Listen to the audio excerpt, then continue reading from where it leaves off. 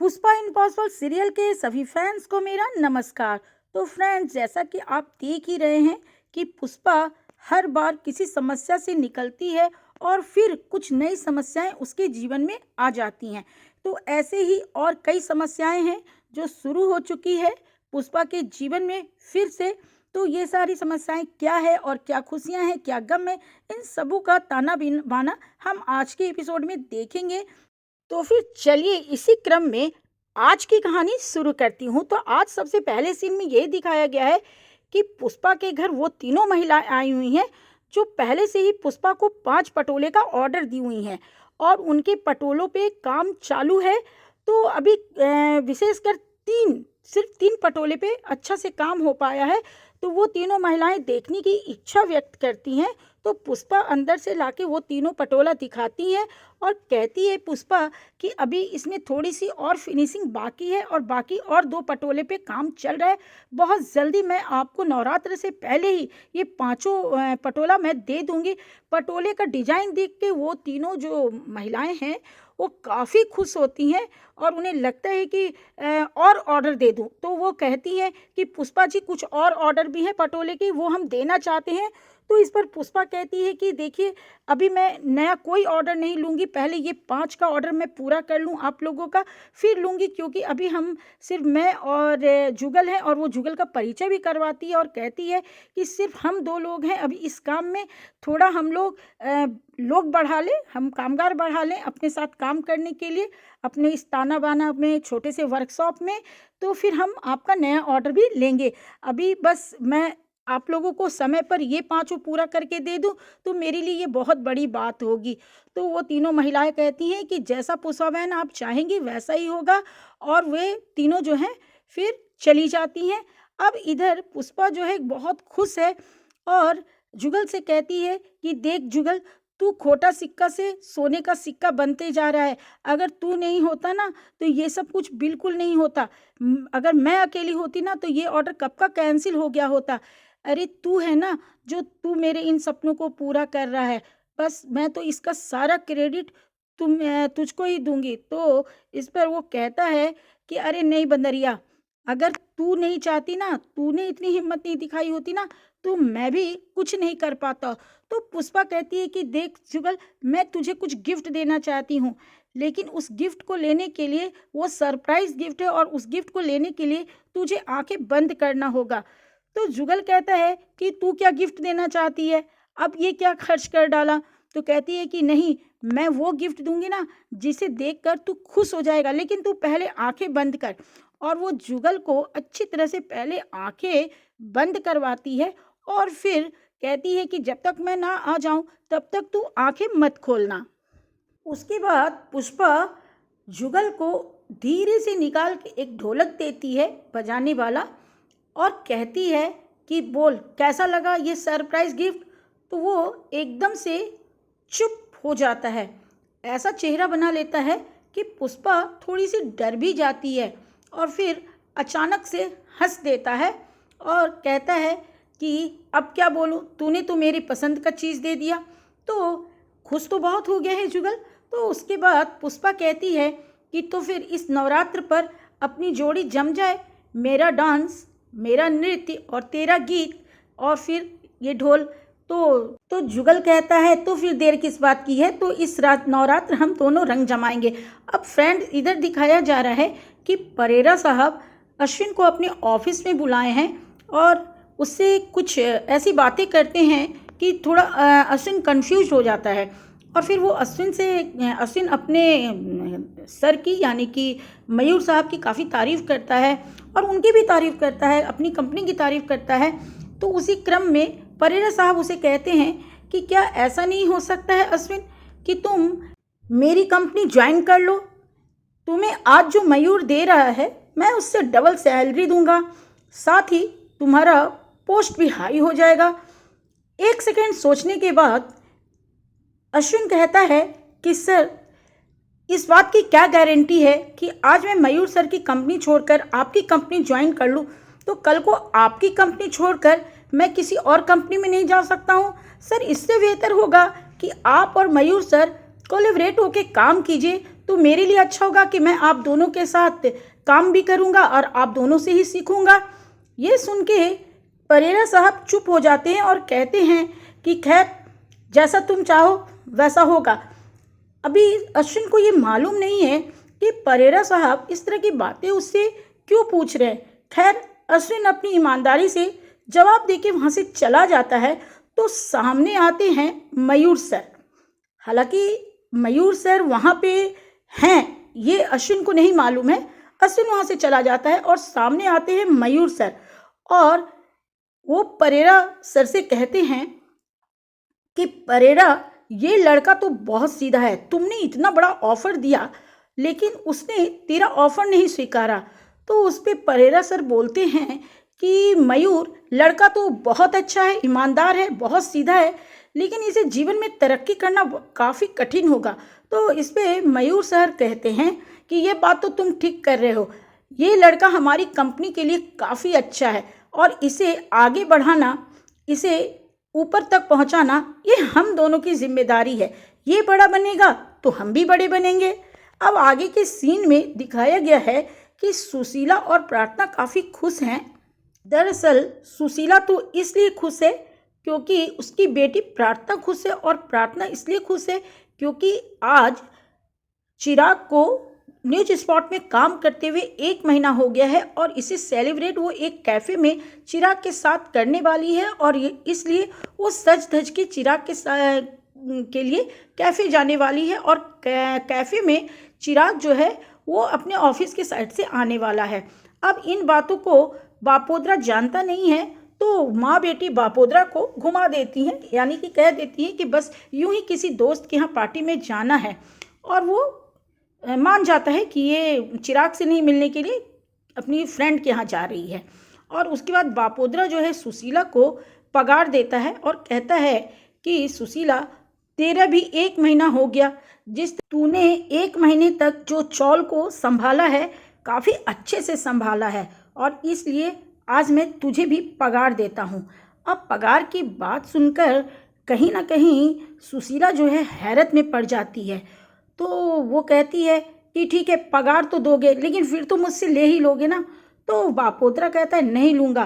तो ले लेती है सुशीला, लेकिन फिर वो थोड़ा सा इमोशनल हो जाती है और कहती है कि चलिए मैं आपको देती हूँ अपना पगार, क्योंकि ये मेरा पहला पगार है, तो आप रखिए, आप मेरे पति हैं। तो इसमें बापोद्रा कहता है कि नहीं, ये तेरा पगार है, तू रख, और तू जो खर्च करना चाहे ना तू खर्च कर सकती है।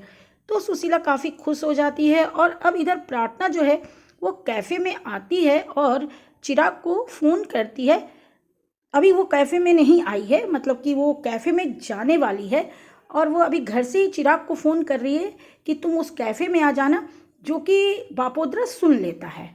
वो समझ जाता है कि इसने मुझे चकमा दिया है माँ बेटी ने मिलके, और वो प्रार्थना का पीछा करता हुआ उसी कैफ़े में आ जाता है। वो ऑटो से पीछा करता है प्रार्थना का, और उसी कैफ़े में आ जाता है जहाँ की प्रार्थना चिराग के लिए आई हुई है। और वो दूसरे टेबल पर बैठ के अपना थोड़ा सा चेहरा छिपा लिया है वो बुकलेट से, और देख रहा है कि आखिर यहाँ आता कौन है, क्या वो सर चोर आता है, वेट कर रहा होता है। और इधर चिराग के जो बॉस हैं वो आके कहते हैं कि चिराग, तुमने 1 महीना इस ऑफिस में पूरा किया है न्यूज स्पॉट में, और काफ़ी अच्छा काम किया है, इसलिए आज मैं भी यहाँ पे एक पार्टी दे रहा हूँ। अब चिराग उलझ जाता है कि बॉस भी आज ही पार्टी दे रहे हैं शाम को, और उधर प्रार्थना भी मुझे किसी चीज़ के सेलिब्रेशन के लिए कैफ़े बुलाई है।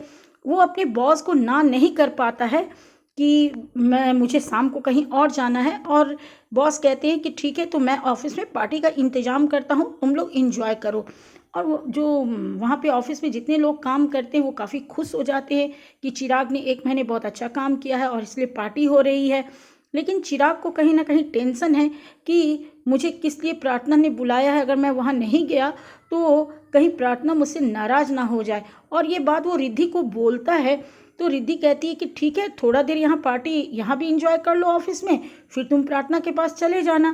तभी प्रार्थना का फ़ोन आता है, तो बोलता है चिराग कि ठीक है, मैं आ रहा हूँ। अब ये बापोद्रा जो है वो दूसरे टेबल पर बैठा बैठा मुंह छुपाकर बेटी की बातें सुन रहा है, कि वो शर्ट चोर को बुला रही है। अब इधर क्या होता है कि चिराग जो है पूरी तरह से पार्टी में उलझ चुका है, पार्टी में इतना ज़्यादा फंस चुका है कि कैफ़े नहीं पहुंच पाता है। और कुछ देर कैफ़े में इंतजार करने के बाद प्रार्थना जो है वो निकल जाती है उसके ऑफिस के लिए, यानी कि न्यूज स्पॉट के ऑफिस के लिए। अब बापोद्रा फिर से ऑटो पकड़ता है और प्रार्थना के पीछे वो भी लग जाता है कि जरा देखो तो ये जाती कहाँ है। अब प्रार्थना जो है न्यूज स्पॉट के ऑफिस आती है तो देख के हैरान हो जाती है कि ये तो यहाँ इंजॉय कर रहा है और मैं बेवकूफ़ की तरह कैफ़े में इसका इंतज़ार कर रही थी। वो गुस्सा में और ज़्यादा आ जाती है जबकि वो देखती है कि रिद्धि का हाथ पकड़ के डांस कर रहा है, तो प्रार्थना को बर्दाश्त नहीं होता है। वो कुछ देर तो देखती है लेकिन उसकी आंखों में आंसू आ जाते हैं और प्रार्थना को देखते हुए बापोद्रा भी पीछे से झांक के देख रहा है। हालांकि वो अंदर ही अंदर बहुत खुश है चिराग को रिद्धि के साथ डांस करते देख के कि अगर रिद्धि और चिराग एक हो गए तो मेरी बेटी का ये पीछा छोड़ देगा। अब जबकि यहाँ पे बापोद्रा को मौका मिलता है तो वो भी पीछे क्यों रहे, वो फट से अपना मोबाइल निकालता है और चिराग का रिद्धि के साथ डांस करते हुए वीडियो बना लेता है। इधर दुखी प्रार्थना सोचती है कि क्या करूं और पीछे बापोद्रा वीडियो बना रहा है। तो वो क्या करती है प्रार्थना कि वो सीधा जाती है चिराग के पास। पहले तो सोचती है कि जाऊं कि ना जाऊं, लेकिन जब उसे बर्दाश्त नहीं होता है कि वो रिद्धि के साथ डांस कर रहा है तो वो जाती है और रिद्धि का हाथ चिराग के हाथ से छुड़ाती हुई कहती है कि मैं वहाँ कैफ़े में तुम्हारा इंतज़ार कर रही हूँ और तुम यहाँ मस्ती कर रहे हो, पार्टी कर रहे हो। तो चिराग हैरान रह जाता है कि प्रार्थना यहाँ कैसे आ गई। और वहाँ पे जो उसके बाकी जो सहकर्मी लोग भी हैं जो डांस वगैरह कर रहे हैं, इंजॉय कर रहे हैं, वो भी देखने लगते हैं। उसके बाद अपना पूरा गुस्सा प्रार्थना चिराग पर निकालती है। हालांकि चिराग कहता है कि मैं बहुत बार आने की सोच रहा था लेकिन मैं यहाँ से समय नहीं निकाल पाया, लेकिन वो कुछ सुनने को तैयार नहीं है। बीच में रिद्धि आती है समझाने के लिए तो प्रार्थना रिद्धि को भी बहुत ज़ोर से डांटती है। अब जब प्रार्थना रिद्धि को डांटती है तो चिराग को कहीं ना कहीं अच्छा नहीं लगता है और वो कहता है कि ये बात करने का तेरा कौन सा तरीका है, ये तो मुझे खुद कह रही थी बार बार चले जाने को। तो प्रार्थना कहती है कि तुम्हें झूठ बोलने की कोई ज़रूरत नहीं है। अब मौके की नज़ाकत को देखते हुए चिराग प्रार्थना का हाथ पकड़ के उसे साइड में ले जाता है और साइड में ले जाके उसे बहुत समझाने की कोशिश करता है। वहाँ पे रिद्धि भी आती है समझाने के लिए लेकिन प्रार्थना कुछ नहीं समझना चाहती है और इन सारे नज़ारों को छुप कर देख रहा है बापोद्रा, क्योंकि उसे तो मौके का लाभ उठाना है, यानी कि रिद्धि और चिराग को मिलाना है और अपनी बेटी को शर्ट चोर से बचाना है।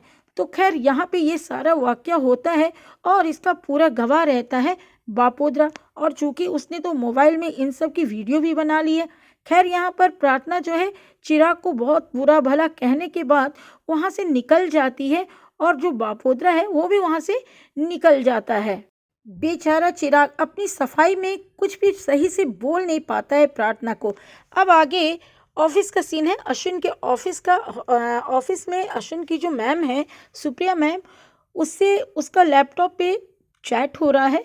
तो चैट में सुप्रिया मैम उसे बताती हैं कि बहुत बड़ा प्रोजेक्ट तुम्हें मिला है, ये प्रोजेक्ट पूरे 150 करोड़ का है। इतने बड़े प्रोजेक्ट पे तुम्हें काम करना है और तुम्हें बहुत ही शार्पली इस काम को करना होगा। शार्पनेस के साथ तुम ये काम करोगे तभी कुछ आगे तरक्की मिल पाएगी।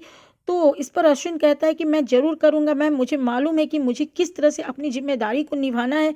तो इस पर सुप्रिया मैम कहती हैं कि देखो, इतनी जल्दी इतना बड़े प्रोजेक्ट कभी भी कंपनी में किसी को मिलती नहीं है, तुमने इतना अच्छा करके दिखाया है इसलिए 150 करोड़ का प्रोजेक्ट हैंडल करने के तुम्हें मिल रहा है। लेकिन इस काम को तुम अकेले नहीं कर पाओगे, इसके लिए तुम्हें किसी न किसी की हेल्प लेनी होगी और इस पर भी तुम्हें सोचना चाहिए। तो अश्विन कहता है कि ज़रूर मैं इस पर ज़रूर सोचूंगा।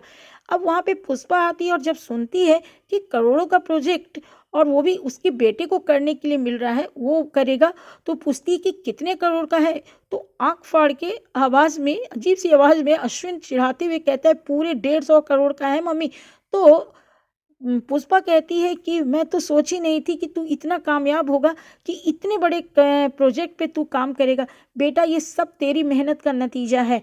तो उस पे अश्विन कहता है कि तेरी त्याग और तपस्या का भी नतीजा है मम्मी। लेकिन अब इस काम के लिए मुझे किसी न किसी की हेल्प तो लेनी होगी। तो इस पे पुष्पा कहती है कि दीप्ति से अच्छा कौन होगा जो तेरी हेल्प करेगा। वो सबसे अच्छा, आज तक वो तुझे हेल्प करती रही है, तो इस प्रोजेक्ट पे भी वही तेरा तुझे हेल्प करेगी। तो इस पे अश्विन कहता है कि वाह मम्मी, तेरा जवाब ने, तुमने तो 1 सेकंड में मेरी समस्या को सुलझा दिया। दीप्ति से अच्छा मेरे लिए एडवाइज़र कौन होगा और उससे बड़ा सपोर्टर भी कौन होगा।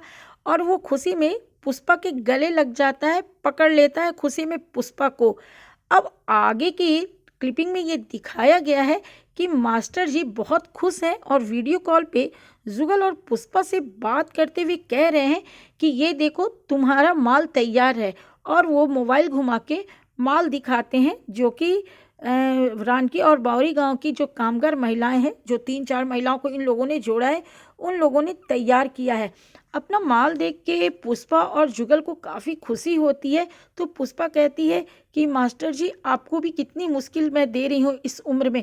तो मास्टर जी कहते हैं कि बेटी के लिए तो कितना भी कुछ करो कम ही होता है, और तुम मेरी बेटी हो, पूरे जीवन करूँगा। तो पुष्पा कहती है कि आपका आशीर्वाद ही हमारे लिए बहुत है, बाकी तो आप साथ शुरू से देते रहे। अब उसी समय फ़ोन आता है कृतिका के पापा का, और वो फ़ोन उठाती है पुष्पा। वो पुष्पा से कहते हैं कि हेलो, मैं दीपक सुमैया बोल रहा हूँ, मैं कृतिका का फादर हूँ। कृतिका ने आपके पटोले के कुछ सैंपल मुझे दिए थे और उस सैंपल को मैंने साउथ अफ्रीका भेजा।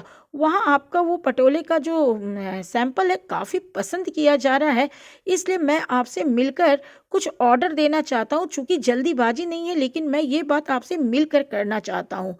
तो ये बात खुशी में पुष्पा जो है जुगल को बताती है कि अरे खोटे सिक्के, ये देख साउथ अफ्रीका से हमारा वहाँ माल पसंद किया गया है। और वो जो कृतिका आई थी ना उस दिन, जिसे मैंने सैंपल दिया था, ये उसके फादर का बिजनेस है। उन्होंने हमारा सैंपल वहाँ भेजा था, वहाँ पसंद किया गया और वो हमसे मिलना चाहते हैं, ऑर्डर देना चाहते हैं। तो इस पर जुगल कहता है कि ये तो ऑर्डर मिलना तो ये बहुत ये अच्छी बात है। यानी कि दोनों की खुशी का ठिकाना नहीं है, फ़ौरन से ऑर्डर मिलने वाला है अब इधर जो है वीरेंद्र सेतलवार जो है वो दीपक सुमैया को फ़ोन करता है और कहता है कि क्या बात है, हमारा माल साउथ अफ्रीका में अभी उसकी कुछ रिपोर्ट हमें नहीं मिली है। तो इस पे दीपक सुमैया जी कहते हैं कि साउथ अफ्रीका में आपका माल पुराने डिजाइन का था, उस तरह से लोग पसंद नहीं कर रहे थे। तो इस बार मैंने ताना वाना का सैंपल वहाँ भेजा, उनके सैंपल को काफ़ी पसंद किया गया है।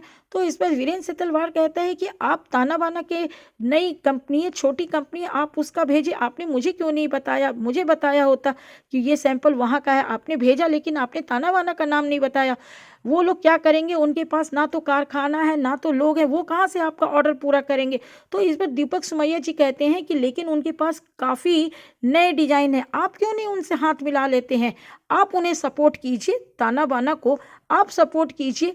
तो इस पर वीरेंद्र सेतलवार कहता है मुझे उन्हें सपोर्ट करने की कोई ज़रूरत नहीं है, आपको उन्हें जो ऑर्डर देना है, जो भी सैंपल साउथ अफ्रीका में पसंद किया जा रहा है और जो भी ऑर्डर आपको देना है, आप ताना बाना को दीजिए। उसके बाद वो फ़ोन रख देता है और वो कहता है कि ठीक है पुष्पा, तुम साउथ अफ्रीका को संभालो, मैं तुम्हारे घर को ही कारखाना बना दूंगा। तो फ्रेंड्स, आज की कहानी बस यहीं तक थी।